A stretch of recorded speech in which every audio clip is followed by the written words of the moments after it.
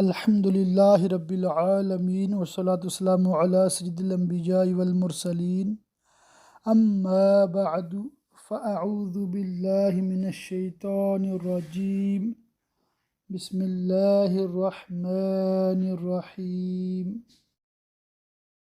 سبق number 91 part 1 تفسیر خزائن العرفان پارہ 26واں سورہ محمد صلی اللہ تعالی علیہ وآلہ وصحبہ وبارک وسلم۔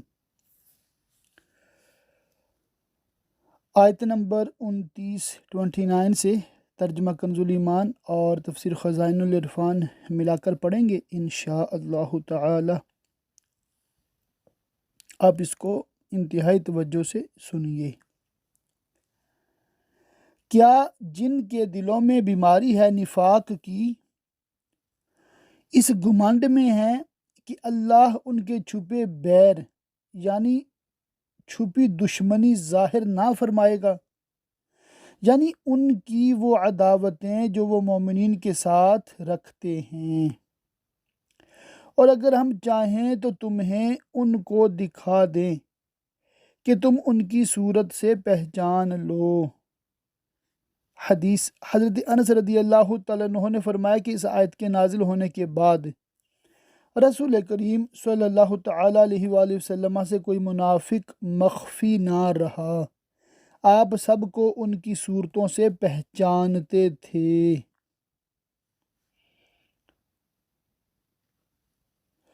اور ضرور تم انہیں بات کے اسلوب میں پہچان لو گے، اور وہ اپنے ضمیر کا حال ان سے چھپا نہ سکیں گے۔ چنانچہ اس کے بعد جو منافق لب ہلاتا تھا حضور اس کے نفاق کو اس کی بات سے اور اس کے فحوائے کلام یعنی انداز گفتگو سے پہچان لیتے تھے۔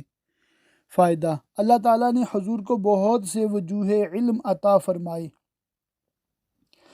ان میں سے صورت سے پہچاننا بھی ہے اور بات سے پہچاننا بھی۔ اور اللہ تمہارے عمل جانتا ہے، واللہ یعلم اعمالکم، اور اللہ تمہارے عمل جانتا ہے، یعنی اپنے بندوں کے تمام اعمال ہر ایک کو اس کے لائق جزا دے گا۔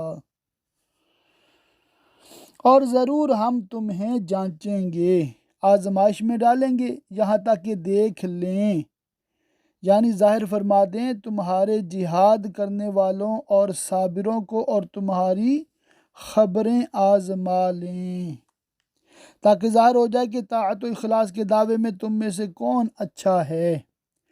بے شک وہ جنہوں نے کفر کیا اور اللہ کی راہ سے اس کے بندوں کو روکا اور رسول کی مخالفت کی بعد اس کے کہ ہدایت ان پر ظاہر ہو چکی تھی، وہ ہرگز اللہ کو کچھ نقصان نہ پہنچائیں گے، اور بہت جلد اللہ ان کا کیا دھرا اکارت کر دے گا، اور وہ صدقہ وغیرہ کسی چیز کا ثواب نہ پائیں گے، کیونکہ جو کام اللہ تعالیٰ کے لیے نہ ہو اس کا ثواب ہی کیا۔ شان نزول: جنگ بدر کے لیے جب قریش نکلے تو وہ سال قحط کا تھا۔ لشکر کا کھانا قریش کے دولت مندوں نے نوبت بنوبت یعنی باری باری اپنے ذمہ لے لیا تھا۔ مکہ مکرمہ سے نکل کر سب سے پہلا کھانا ابو جہل کی طرف سے تھا، جس کے لیے اس نے 10 اونٹ ذبح کیے تھے۔ پھر صفوان نے مقام عسفان میں 9 اونٹ، پھر ساحل نے مقام قدید میں 10۔ یہاں سے وہ لوگ سمندر کی طرف پھر گئے اور رستہ گم ہو گیا۔ ایک دن ٹھہرے، وہاں شیبہ کی طرف سے کھانا ہوا، 9 اونٹ ذبح ہوئے۔ پھر مقام ابوا میں پہنچے، وہاں مقیس جمحی نے 9 اونٹ ذبح کیے۔ حضرت عباس رضی اللہ تعالیٰ عنہ کی طرف سے بھی دعوت ہوئی، اس وقت تک آپ مشرف اسلام نہ ہوئے تھے۔ آپ کی طرف سے 10 اونٹ ذبح کیے گئے، پھر حارث کی طرف سے 9 اور ابو البختری کی طرف سے بدر کے چشمے پر 10 اونٹ۔ ان کھانا دینے والوں کے حق میں یہ آیت نازل ہوئی۔ اے ایمان والو اللہ کا حکم مانو اور رسول کا حکم مانو، یعنی ایمان و طاعت پر قائم رہو اور اپنے عمل باطل نہ کرو ریا یا نفاق سے۔ شان نزول، بعض لوگوں کا خیال تھا کہ جیسے شرک کی وجہ سے تمام نیکیاں ضائع ہو جاتی ہیں، اسی طرح ایمان کی برکت سے کوئی گناہ ضرر نہیں کرتا۔ ان کے حق میں یہ آیت نازل فرمائی گئی اور بتایا گیا کہ مومن کے لیے اطاعت خدا اور رسول ضروری ہے، گناہوں سے بچنا لازم ہے۔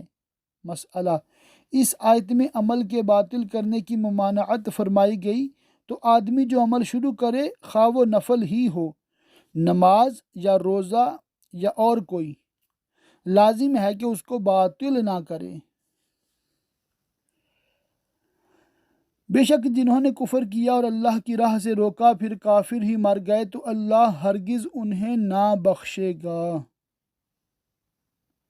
شان نزول، یہ آیت اہل کلیب کے حق میں نازل ہوئی۔ کلیب بدر میں ایک کنواں ہے جس میں مقتول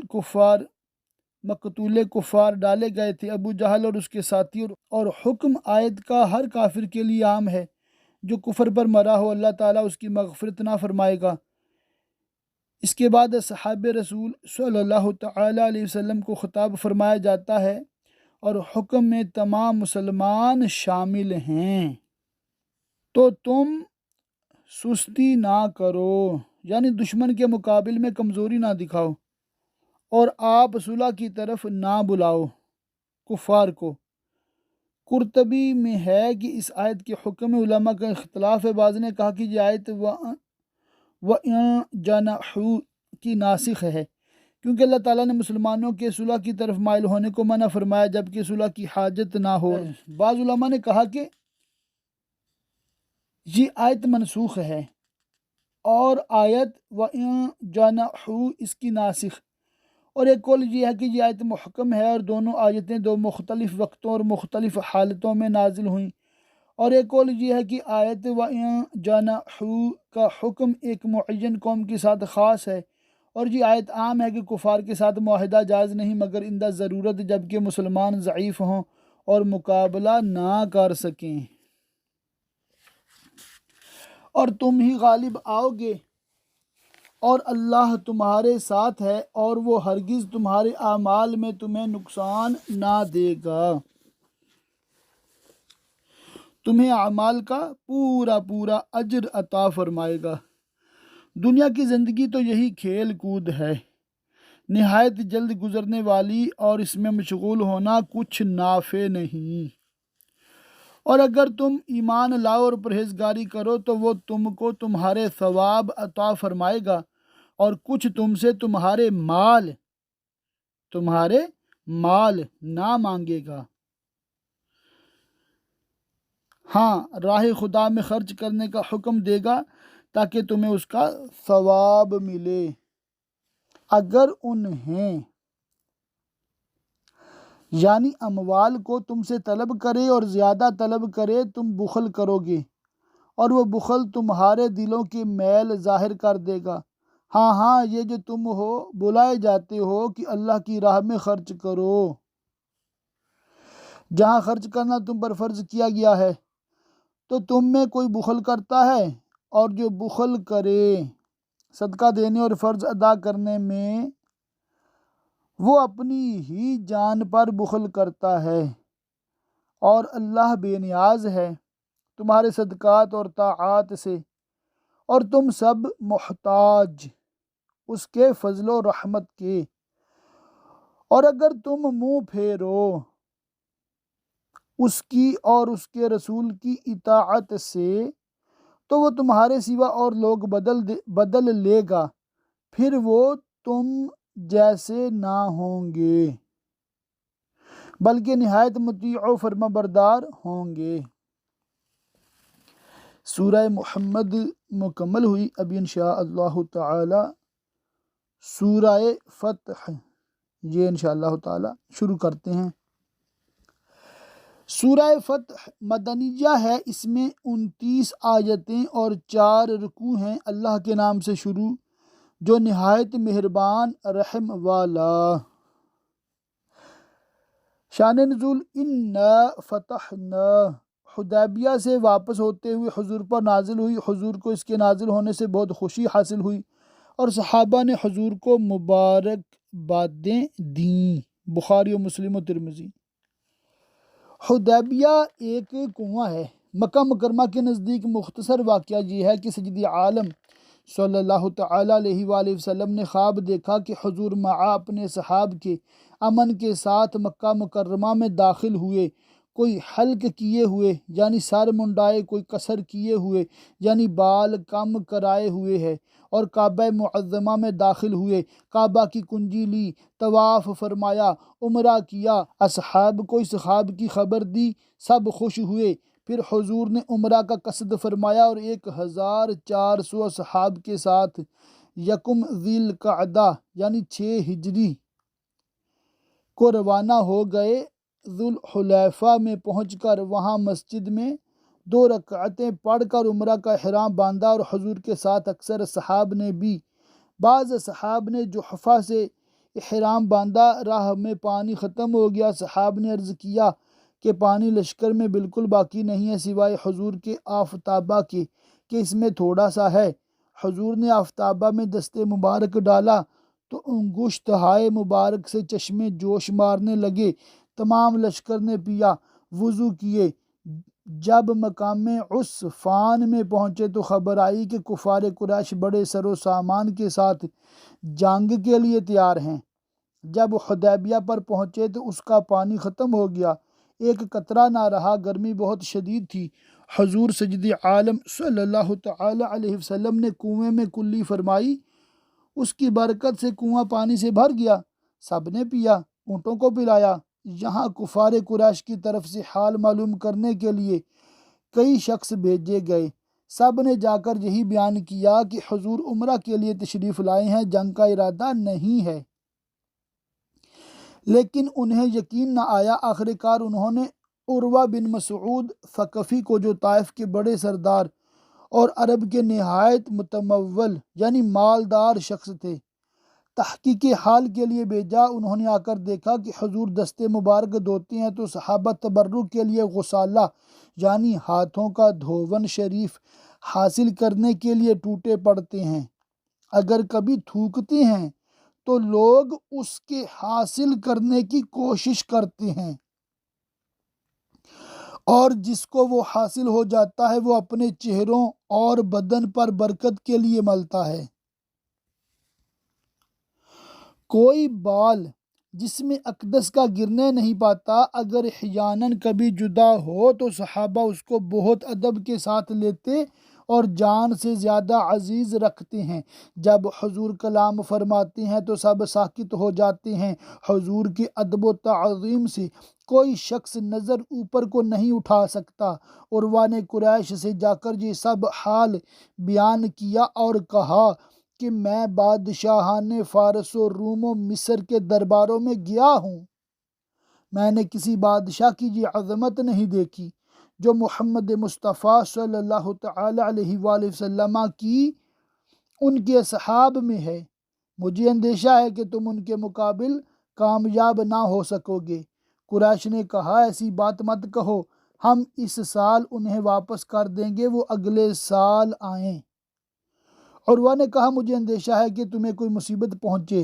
یہ کہہ کر وہ مع اپنے ہمراہیوں کے طائف واپس چلے گئے، اور اس واقعہ کے بعد اللہ تعالیٰ نے انہیں مشرف با اسلام کیا۔ یہیں حضور نے اپنے صحاب سے بیعت لی، اس کو بیعت رضوان کہتے ہیں۔ بیعت کی خبر سے کفار خوفزدہ ہوئے اور ان کے اہل الرائے نے یہی مناسب سمجھا کہ صلح کر لیں۔ چنانچہ صلح نامہ لکھا گیا اور سال آئندہ حضور کا تشریف لانا قرار پایا، اور یہ صلح مسلمانوں کے حق میں بہت نافع ہوئی، بلکہ نتائج کے اعتبار سے فتح ثابت ہوئی۔ اسی لیے اکثر مفسرین فتح سے صلح حدیبیہ مراد لیتے ہیں، اور بعض تمام فتوحات اسلام جو آئندہ ہونے والی تھیں، اور ماضی کے صیغہ سے تعبیر ان کے یقینی ہونے کی وجہ سے ہے، تاکہ اللہ تمہارے سبب سے گناہ بخشے، تمہارے اگلوں کے اور تمہارے پچھلوں کے۔ اور تمہاری بدولت امت کی مغفرت فرمائے اور اپنی نعمتیں تم پر تمام کر دے، دنیاوی بھی اور اخروی بھی، اور تمہیں سیدھی راہ دکھا دے۔ تبلیغ رسالت و اقامت مراسم ریاست میں، اور اللہ تمہاری زبردست مدد فرمائے دشمنوں پر کامل غلبہ عطا کر کے۔ وہی ہے جس نے ایمان والوں کے دلوں میں اطمینان اتارا تاکہ انہیں یقین پر یقین بڑھے، اور باوجود عقیدہ راسخہ کے اطمینان نفس حاصل ہو۔ اور اللہ ہی کی ملک ہیں تمام لشکر آسمانوں اور زمین کے، وہ قادر ہے جس سے چاہے اپنے رسول صلی اللہ علیہ وسلم کی مدد فرمائے۔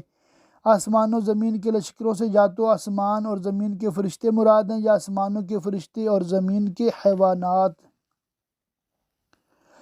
اور اللہ علم و حکمت والا ہے، اس نے مومنین کے دلوں کی تسکین اور وعدہ فتح و نصرت اس لیے فرمایا تاکہ ایمان والے مردوں اور ایمان والی عورتوں کو باغوں میں لے جائے جن کے نیچے نہریں رواں ہمیشہ ان میں رہیں، اور ان کی برائیاں ان سے اتار دے، اور یہ اللہ کے یہاں بڑی کامیابی ہے۔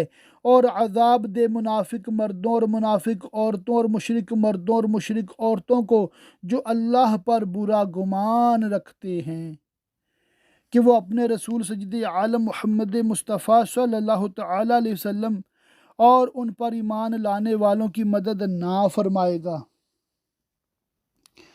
انہی پر ہے بری گردش عذاب و ہلاک کی۔ اور اللہ نے ان پر غضب فرمایا اور انہیں لعنت کی، اور ان کے لیے جہنم تیار فرمایا، اور وہ کیا ہی برا انجام ہے۔ اور اللہ ہی کی ملک ہیں آسمانوں اور زمین کے سب لشکر، اور اللہ عزت و حکمت والا ہے۔ بے شک ہم نے تمہیں بھیجا حاضر و ناظر اپنی امت کے اعمال و احوال کا، تاکہ روز قیامت ان کی گواہی دو، اور خوشی اور ڈر سناتا، یعنی مومنین مکرین کو جنت کی خوشی اور نافرمانوں کو عذاب و دوزخ کا ڈر سناتا۔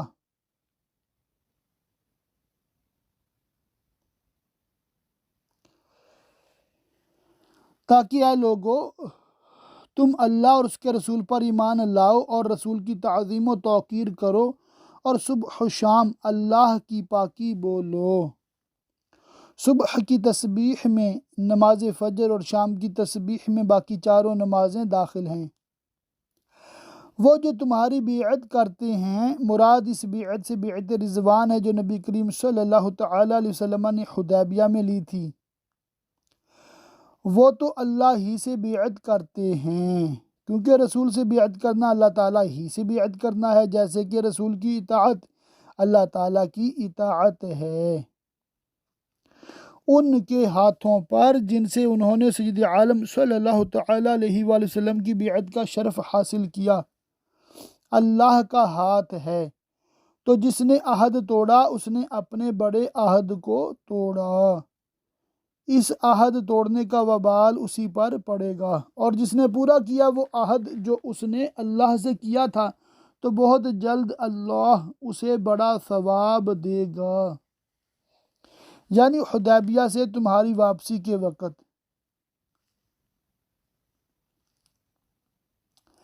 اب تم سے کہیں گے جو گنوار یعنی دیہاتی پیچھے رہ گئے تھے، قبیلہ غفار و مزنیہ و جوہینیہ و اشجع و اسلم کے، جبکہ رسول کریم صلی اللہ تعالیٰ علیہ وسلم نے سال حدیبیہ بنیت عمرہ مکہ مکرمہ کا ارادہ فرمایا تو حوالی مدینہ کے گاؤں والے اور اہل بادیہ بخوف قریش آپ کے ساتھ جانے سے رکے، باوجود کہ سید عالم صلی اللہ علیہ وسلم نے عمرہ کا احرام باندھا تھا اور قربانیاں ساتھ تھیں، اور اس سے صاف ظاہر تھا کہ جنگ کا ارادہ نہیں ہے۔ پھر بھی بہت سے اعراب پر جانا بار ہوا، اور وہ کام کا حیلہ کر کے رہ گئے، اور ان کا گمان یہ تھا کہ قریش بہت طاقتور ہیں، مسلمان ان سے بچ کر نہ آئیں گے، سب وہیں ہلاک ہو جائیں گے۔ اب جب کہ مدد الہی سے معاملہ ان کے خیال کے بالکل خلاف ہوا تو انہیں اپنے نہ جانے پر افسوس ہوگا اور معذرت کریں گے کہ ہمیں ہمارے مال اور ہمارے گھر والوں نے جانے سے مشغول رکھا، کیونکہ عورتیں اور بچے اکیلے تھے اور ان کا کوئی خبر گیراں نہ تھا، اس لیے ہم قاصر رہے۔ اب حضور ہماری مغفرت چاہیں۔ اللہ تعالیٰ ان کی تکذیب فرماتا ہے، اپنی زبانوں سے وہ بات کہتے ہیں جو ان کے دلوں میں نہیں، یعنی وہ اعتذار و طلب استغفار میں جھوٹے ہیں۔ تم فرماؤ تو اللہ کے سامنے کسے تمہارا کچھ اختیار ہے؟ اگر وہ تمہارا برا چاہے یا تمہاری بھلائی کا ارادہ فرمائے، بلکہ اللہ کو تمہارے کاموں کی خبر ہے، بلکہ تم تو یہ سمجھے ہوئے تھے کہ رسول اور مسلمان ہرگز گھروں کو واپس نہ آئیں گے۔ دشمن ان سب کا وہیں خاتمہ کر دیں گے، اور اسی کو اپنے دلوں میں بھلا سمجھے ہوئے تھے اور تم نے برا گمان کیا۔ کفر و فساد کے غلبہ کا اور وعدہ الہی کے پورا نہ ہونے کا، اور تم ہلاک ہونے والے لوگ تھے، عذاب الہی کے مستحق۔ اور جو ایمان نہ لائے اللہ اور اس کے رسول پر، اس آیت میں اعلام ہے کہ جو اللہ تعالیٰ پر اور اس کے رسول پر ایمان نہ لائے ان میں سے کسی ایک کا بھی منکر ہو وہ کافر ہے۔ تو بے شک ہم نے کافروں کے لیے بھڑکتی آگ تیار کر رکھی ہے، اور اللہ ہی کے لیے ہے آسمانوں اور زمین کی سلطنت، جسے چاہے بخشے اور جسے چاہے عذاب کرے، یہ سب اس کی مشیت و حکمت پر ہے، اور اللہ بخشنے والا مہربان ہے۔ اب کہیں گے پیچھے بیٹھ رہنے والے جو حدیبیہ کی حاضری سے قاصر رہے، اے ایمان والو، جب تم غنیمتیں لینے چلو خیبر کی۔ اس کا واقعہ یہ تھا کہ جب مسلمان صلح حدیبیہ سے فارغ ہو کر واپس ہوئے تو اللہ تعالیٰ نے ان سے فتح خیبر کا وعدہ فرمایا، اور وہاں کی غنیمتیں حدیبیہ میں حاضر ہونے والوں کے لیے مخصوص کر دی گئیں۔ جب مسلمانوں کے خیبر کی طرف روانہ ہونے کا وقت آیا تو ان لوگوں کو لالچ آیا اور انہوں نے بطمع غنیمت کہا، تو ہمیں بھی اپنے پیچھے آنے دو، یعنی ہم بھی خیبر کو تمہارے ساتھ چلے اور جنگ میں شریک ہوں۔ اللہ تعالیٰ فرماتا ہے وہ چاہتے ہیں اللہ کا کلام بدل دیں، یعنی اللہ تعالیٰ کا وعدہ جو اہل حدیبیہ کے لیے فرمایا تھا کہ خیبر کی غنیمتیں خاص ان کے لیے ہیں، تم فرماؤ ہرگز تم ہمارے ساتھ نہ آؤ، اللہ نے پہلے سے یوں ہی فرما دیا ہے، یعنی ہمارے مدینہ آنے سے پہلے۔ تو اب کہیں گے بلکہ تم ہم سے جلتے ہو اور یہ گوارا نہیں کرتے کہ ہم تمہارے ساتھ غنیمتیں پائیں۔ اللہ تعالیٰ فرماتا ہے بلکہ وہ بات نہ سمجھتے تھے دین کی مگر تھوڑی، یعنی محض دنیا کی، حتیٰ کہ ان کا زبانی اقرار بھی دنیا ہی کی غرض سے تھا اور امور آخرت کو بالکل نہیں سمجھتے تھے۔ ان پیچھے رہ گئے ہوئے گنواروں سے فرماؤ جو مختلف قبائل کے لوگ ہیں، اور ان میں بعض ایسے بھی ہیں جن کے تائب ہونے کی امید کی جاتی ہے، بعض ایسے بھی ہیں جو نفاق میں بہت پختہ اور سخت ہیں، انہیں آزمائش میں ڈالنا منظور ہے تاکہ تائب و غیر تائب میں فرق ہو جائے، اس لیے حکم ہوا کہ ان سے فرما دیجئے ان قریب تم ایک سخت لڑائی والی قوم کی طرف بلائے جاؤ گے۔